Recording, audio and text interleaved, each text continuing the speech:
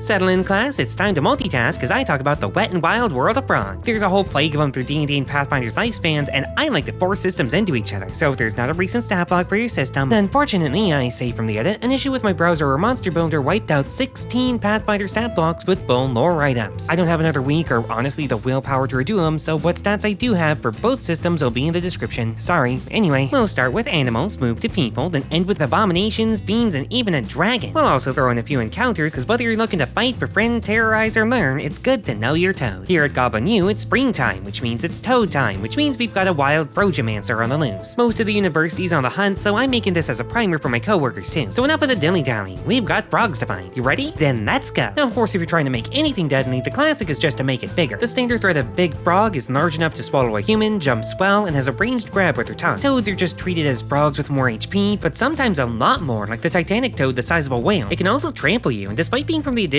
where the system split, neither side decided to keep it. Or maybe it just escaped. Amelia, go find help. Raktar needs backup on that one, and that's way above your pay grade. Meanwhile, let's check in on Duck.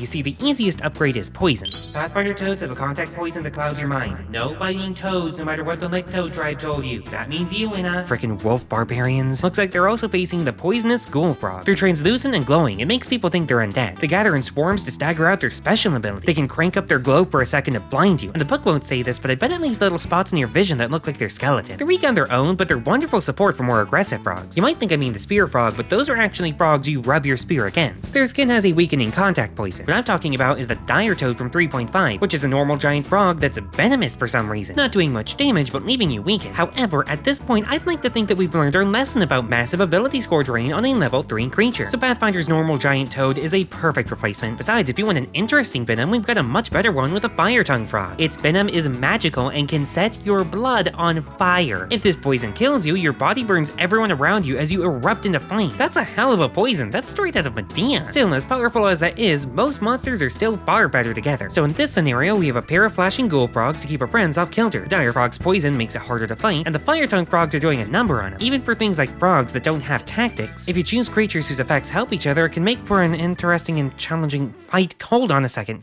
What did I just say about biting? Sorry, boss, she thought it was a ghost. I am not wasting my time on why that makes even less sense. Speaking of which, there are also magical defenses on otherwise normal frogs, like the Apocalypse Frog Swarm. Attacking any of these divinely sent frogs sends the full damage back to every creature in 30 feet. Originally, it was unknown how to block the damage, but I'm saying it's divine or fatality. They also slow down any evil creatures attacked by them and make anything standing in their space nauseous. And as an aside, these should not be confused with frogs sent by the Pathfinder spell Rain of Frogs, which they removed it? That was one of my favorite spells. No wonder the frog wizards are revolting. Which is why, ta-da, Rain of Frogs, and my upgraded version, Frog Flame. Just summon a swarm of poisonous frogs to do your bidding. And the upgraded version summons Apocalypse Frogs. If you ever feel like your summons just aren't doing enough work, this one basically includes a fireball for free. Back on the creature side, however, my favorite of the frogs is probably the Concert Frog. Inside the big frog are little froglets who can be targeted but are immune to area damage. The frog itself is the size of an elephant with a basic bite and croak so loud it can kill. But the froglets inside also have a song, and this one buffs everyone around them. Red makes everyone faster, blue makes everyone tougher, and yellow makes them hit harder and better. And this works on all allies within 60 feet, not just the frog. And yes, we will come back to that. For now, however, D&D 2nd edition had the terrifying Leech Frog Swarm. These have the ability to paralyze you with their magical eyes. They just target whoever's biggest, drink their blood, and run. They also run if they get hurt because they're pretty big cowards and apparently really tasty. They're just not worth the effort of hunting, much like the Arctic Toad, which has an aura of ice and freezes anyone near. They tend to group up in Arctic environments, so stacking auras can get really deadly. Now, of course, they are immune to cold, but they're magical and smart enough to talk to. But that does mean they're a bit too smart to be in the animal section, especially when there's still plenty of normal ones with non-magical defenses.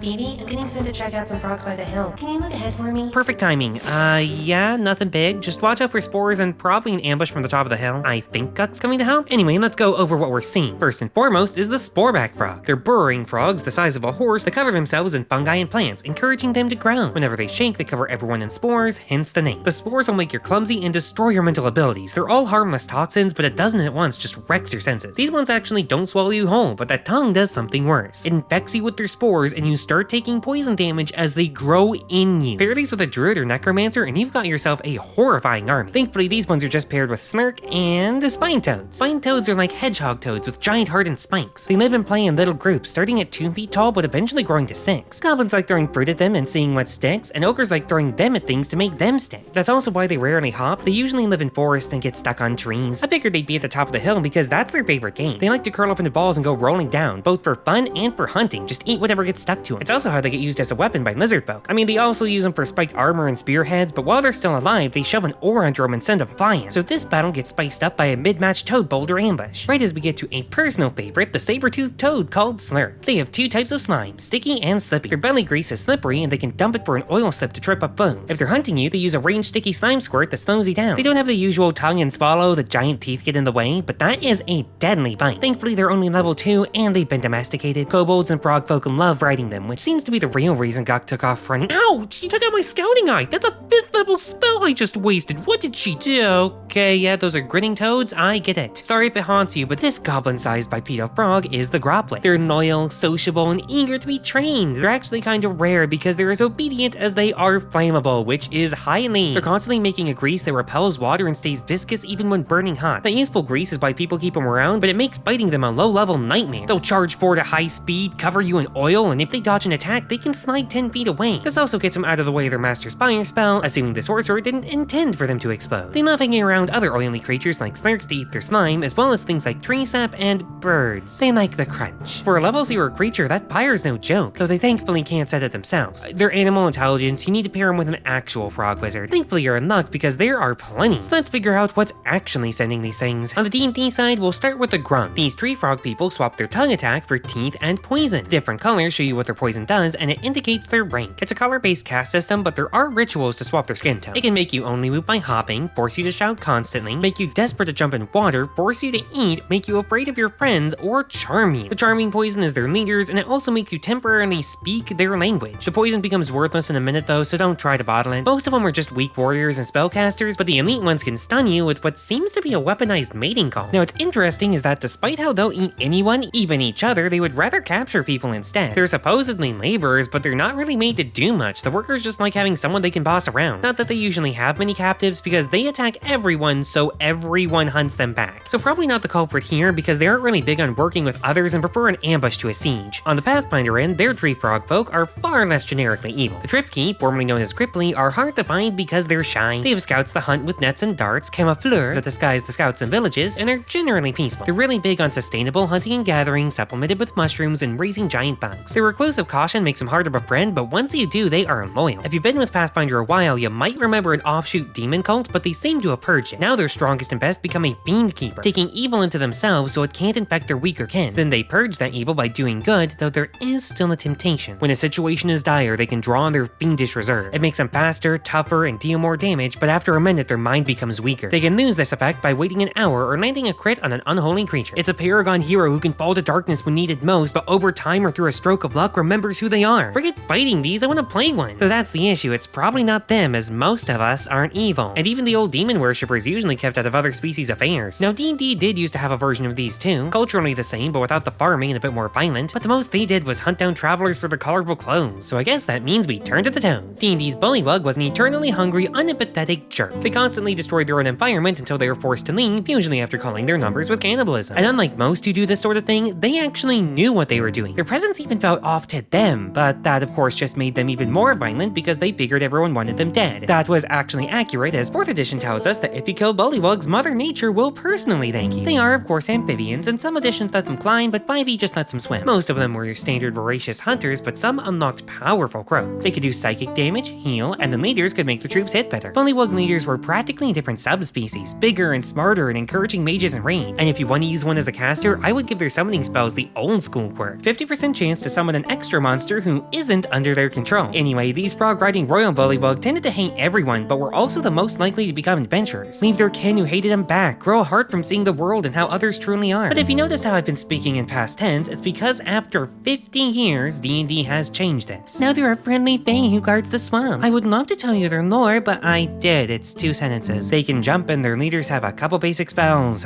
Welcome to 2025. So I guess our culprit can't be a Bullywug because Watsy already killed him. So by process of elimination, we're probably facing a Pathfinder Boggard. They're aggressive amphibians that start life by biting with or eating their siblings for food. By the time the tadpoles grow limbs, they know everything they need. Hunt, build and kill. The biggest frog is the best. They've got a terrifying croak to frighten foes and can grab people like their giant kin. Scouts are scrawny, patrolling borders and actually knowing common if only to swear at you better. They got a stick and a sling, what else you need? The bigger ones are the warriors who demand single combat so others can't claim their kills. Don't even try to run, they will hunt you to the end of the world, and leading them all is the mighty Swamp Seer. Not only are they casters with sport spells and acid, they also have 2 special growths. Their destructive one deals sonic damage to anything frightened, and their drowning drone counters any sound-based effects. Count your spells to protect the tribe and wreck you on the chorus. Speaking of which, remember a few minutes ago when I talked about the concert frog? Boggards love to keep barely trained animals, and the Swamp Seer specializes in organizing troops and planning raids. A concert frog with Bullywug raiders, everyone's hitting faster and stronger in a froggy blitz. Of course, the Seer is also on the frog to lend its own destructive dirge to the mix. It's a perfect way to throw them into a higher level party and to keep their elder sibling happy. And Boggard legend, the demonic goddess Gogunta hatched them as her second clutch of eggs. They were made to serve her firstborn, the divine Mobogo, the midpoint of toads and dragons. A toad's hunger and laziness with a dragon's personality in green. Now they aren't actually divine, but they are magical and have spells up to 5th level, baking and controlling water, growing plants, and deafening croaks. They also have the magical Song of the Swamp that slows people down and makes boggards fearless. Now honestly, they're kinda dumb, but they can speak with animals and have 30 regeneration. Now it's turned off by cold, acid, and fire, but on a flying amphibian, that is terrifying. It might be slow, but if it grabs someone, it's probably gonna run off in a way you'll struggle with. If the boggards are doing constant raids, they're usually just trying to keep one of these things fed. Though if you want some fighting alongside the Mobogo, you'll want to make some stronger ones, because this thing's level 10. Feel free to reskin anything on here, or use the Mobogo as a temporary ally. It wants you to take out the only creature in the swamp that can rival it, the legendary Froghemoth. Now this is a creature that Pathfinder pretty much just lifted from D&D wholesale. The Froghemoth is an alien monstrosity. We don't know where it came from, and sometimes it wanders around trying to find a place it belongs. It's an ambush predator about as smart as a dog and preferring swampy environments. It'll sit submerged and muck up to its ice dock, then jump out to devour anything from people to dinosaurs to dragons. Yeah, it's CR 10 and 5e and level 13 in Pathfinder. It's actually quite big. Bullywug will try to train them by treating them like gods, though they tend to lose some people along the way. It's a huge creature about 20 feet tall with constricting tentacles. They also have a tongue attack for even more grabs and can swallow you whole. Now where the versions differ is that in Pathfinder its alien eyes can see through illusions and invisibility. Its tongue is also barbed like a harpoon, and while it's immune to electricity, it does get slowed for a round. In 5e it only resists lightning and also gets disadvantage on dexterity. Normally that would be the only difference, but we recently got the Elder Froghemoth. Legendary resistance, a glare that hurts your brain, and in their lair they can charm you with a look, or deafen and scare you, but I really feel like they should be able to croak outside their lair too. Now the best part about all these weirdos is honestly just how little we know after 15 years of writing. It honestly just makes sense with weird alien monsters. I like a bit of mystery. Now in a fight, Froghemoth are really made for an ambush, and if the party gets out of range within a round or two, they're kinda screwed. I would throw in some frog poke to pin them in, difficult terrain to slow them down, or some casters like hags. Speaking of hags, let's talk about one that 5e claims are made by him. That would explain why they're so much weaker now and die when their task is done, but I want to talk about the real one. Now the Banderhobb is usually used as a fairy tale to keep your kids inside after dark. They stalk the world after dark, bipedal toothy frogs the size of an ogre, but they're here for a reason, not to eat, but to take. They slip through the shadows where the veil between worlds is thin, hunting new victims to bring to their dark master. And wherever there's shadow, they will appear, like under your bed or in your closet. 5th edition shows a weak one that can claw and teleport through shadow and knock you out when they eat you instead of killing you. It seems to basically be a Banderhobb warder, just without the lightning tongue and a bit weaker. What 5e folks might not know is that this is a 4th edition monster, and they love making a few of everything. The Banderhobb brute is the same, but larger and able to quickly devour when wounded. The Banderhobb filch is goblin-sized and can't swallow anyone, but is great at dragging larger creatures. They can move or teleport after they attack, let their allies get a free attack, and often act as leaders. Though their leadership style is more Fred from Scooby-Doo, they split up once they get to town and meet back at the ride after they've had their own adventure. On the bright side, the process of getting home can take a while, but they're gonna be gone by sunrise still, so don't delay if a friend gets caught. And really, this monster is great for a chase sequence. Have it grab an NPC and let the ranger get to track it. Either way, you're playing with a boogeyman from a different dimension. And of course, there's plenty of other frogs from the other planes too. Oh, good, you're back. Are you okay? Yeah, they said it'd be a liability. They're fighting some sort of horrifying infection frog. Yeah, I'm glad there's some strong stuff out there, but that's weird. I don't know any that spread disease. It infects him with its children. Oh, the Slaadi. Okay, I'll admit they're technically frog-like. I mean, look at them. They're hulking destruction-loving creatures from the plane of infinite chaos. The lower level ones have tiny cursed eggs in their claws that infect you like a parasite. The bottom toads here are shapeshifters and use it for the only 2 things they care about, fighting and spreading chaos. So they're surprisingly fair, and in a fight they insist on one-on-one battles. They'll all just line up to take you one at a time if you let them. But that's not their true form, it's just what the god of the order plane accidentally cursed them into, so they technically aren't actually frogs. Please, there's like 12 of them, plus their variants and lords. If I cover them, they'll be their own episode. That's fine. It's not that. It was an Isqulug something. The Isqulug is not a frog, it's a horrific mockery. It's a pulsing massive eggs that weaves the flesh of its victims like a web, making a frog-like body to hunt with. And thanks to that, they can slip through any gap their eggs can fit through. They used to be a fae, but were so vile that they got thrown out and made our problem. They got even worse, are growing in number, and need to be purged. They even have the same trick as the Slaadi, infecting people with their eggs, but wait, there's more. They can also stun you with their breath weapon that's just hurling tons of eggs at you. Though it does stun them for a moment afterward as they reconfigure their larval hive mind. And the fun part of being a hive mind is that they always know the location and egg development of any creature in 30 feet. So your game master might have an alternate goal for the encounter. If all the creatures in the encounter get infected, it might just leave on its own. And that just might be needed because did I mention these regenerating creeps are also spellcasters? They can tangle people in obscure terrain and fly. And this is doubly terrifying if they're hunting for food because they don't need to see to know where infected creatures are. Hey, wait a second, how come they count but the Slaadi don't? Because it's my episode and I don't wanna. You get what you give and the boss gives me bare minimum. But fine, just for you two, I'll do 2 more. We'll start with the chill one, the Hydroloth. They're mercenaries of the river Styx, one of the few things able to swim with it without losing their memories. They can even steal memories. They're masters of gathering intel. That specialization extends to spellcasting, with the range of spells centered around being unseen, manipulating minds, and spreading fear. Now all of the Isqulug are one base species and learn lessons to advance to new forms. The Isqulug turns into the relatively weaker Hydroloth by remembering that there's more to power than strength. A Hydroloth is relatively free. They spend most of their time finding and selling treasure, but they don't even really know what it's worth. It's just a hobby. Even their bosses prefer to bargain with them instead of ordering them around. And if they do have to fight, well, that's even better. They love fighting, ambushing people with guerrilla tactics, and fighting underwater wars. However, to grow, they have to learn that power and prestige doesn't mean you're above manipulation. Their bosses still see them as fodder, and they can be thrown into death on a whim. Once that sets in, they run off alone and find a way to be the ones making the contracts and orders. But those losers aren't frogs. I mean, yeah, it looks like they spent some time alone, alright. But we'll move on to the Hezrou. These are demon toads, giant bulky ones with horrific stench, but that's all the D&D and Pathfinder have in common. In D&D, these are foot soldiers, fairly tough at CR8, but dumb as a rock and easy to trick. They can claw and bite people. The new ones are venomous with an extra hop for speed, but they're pretty simple with straightforward destruction. They're perfect fodder for a high-level party fighting off a more powerful demon, but I'd pair them with a Brock. Vulture demons are crafty and can stay at a breach when they're not stealing kills. Plus, the toad's stench makes the Brock's stun attack far more likely to land. But Pathfinder's Hezrou are a bit more tricky. These have claws and a grabbing bite, but while you're grabbed, they can shove you into their boils and shower you with poison when they pop. They also have a surprising amount of magic, from the outright destruction of Divine Wrath and Blight to more sudden things like creating paranoia and infinite short-range teleportation. I mean, they start off at CR11 and tend to attract cults in their name without even trying. They're also more tricky in that they're actually very smart, which makes it even more wasteful when they spend their time with simple pleasures like sleeping and throwing mud at art. Now what's really fun here is that Pathfinder demons are sin incarnate and therefore weak to the opposing virtue. Hezrou are filthy creatures born of souls who pollute their environment and community. Everyone from Captain Planet villains to the Homeowners Association, because they are the real thing ruining the neighborhood. Just by existing, they make water foul and plant life twisted. Even creatures slowly mutate in their swamps. So in their case, it's purity. They can't stand to see poison neutralized or food purified. Seeing something being cleaned like that does 6d6 mental damage. You can only hurt it once per round like that, but you're killing a demon by making it watch you remove everything it's ever done. I think that is such a wonderful detail, but I do know it won't work on one particular Hezrou. I'm not sure if they ever say this outright, but one of those Hezrou was named Bloody Hands. This demon loved fighting and spent thousands of years forging a continent-sized empire through sheer power. But when a god of war's army marched in, he was so enthralled by its skill that he eventually turned on his own army and fought on their side. The confused angels went home afterward, but he followed them. He was allowed to stay and fight on the outskirts, slowly losing his sadistic nature. He realized he didn't really care about the pain. What he loved was planning and executing strategy. Eventually, he was ascended. You see, every god has a number of special followers, usually no more than 3, that they personally raise up as a companion. Bloody Hands was suddenly one of them with a nice power boost alongside it. Now that Hezrou stench is stronger and resembles the smell of a battlefield. His spells are amplified to rank 8 and a few are changed, gaining things like Divine Lance and Divine Decree. He may have lost his poison, but now he has a leaping slam that knocks everyone around and can even pin him. He also has a once per day frenzy that rips the blood out of everyone around him in a 20-foot radius. Not only that, but the blood loss weakens you, and if enough people fail, the fine red mist acts like a fog. Normal Hezrou are already a handful, but Bloody Hands is the strength of some ancient dragons. On the bright side, if you're facing him, you're more likely to gain the god's favor than anger. Gorm is a neutral god of war. If you're being brave and not running, he doesn't care who or why you're fighting. So he would hate me because I'm not one for an upfront battle and I am terrified of frogs. Really? Any of them? Of course, frogs, crickets, any tiny creature that jumps like that is a nightmare. I mean, some people can make frogs cute, like Char's little froggarts, but that level of hopping is nature's aggressive teleportation. Wait, why are you surprised? I thought you liked them. Your desk has that frog girl painting. That was a gift. I mean, I liked it in college, but I dropped that manga for dungeon meshing like 7 years ago. Sue was still best character, but look, I'm a collection of experiences. That past me was still me, and I'm not gonna trash your room without reason. Unless something huge happens, like the creator wielding the concept of their popularity as a weapon, it's hard to sour my old memories. If you don't like jumping, why do you have a bunny girl for something? Big thanks to my copy supporters, Level 1 Cleric, Pharaoh Goblin, Modern Masquerade, and Snake Oil. But they're cute. Class dismissed. Motherfucker, that was private. I didn't know you had kids.